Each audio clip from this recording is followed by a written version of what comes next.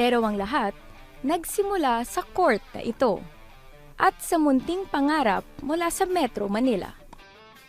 My dream is to become like Maria Sharapova and to win all 4 Grand Slams.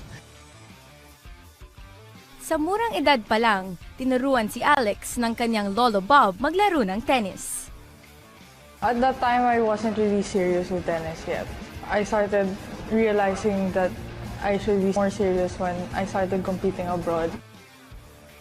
At dahil malaki ang nakitang potensyal kay Alex, nagsimula siyang sumabak sa mga torneo sa ibang bansa. Bata pa lang si Alex, nakita na ni Coach Toto Hoven ang kanyang potensyal at determinasyon sa tennis court. 7 or 8 years old siya. Yun ang matibay kay Alex, kahit sino kalaban niya, wala siyang kinakatakutan. Yung, alam mo yung, hindi magpapahinga hanggat di niya nakukuha yung puntos. Ganun siya eh. Yung parang, yung will to win niya, yung may yung fighting spirit niya, iba. Bit-bit ang tapat puso, na ipanalo ni Alex ang Le Petit A Under-14 Championship sa France, ang pinaka-prestigyosong tournament sa juniors level. Of course, I really want to win, diba? And I know this is a big tournament, diba? And I'm representing my country. I want to show that, Filipinos,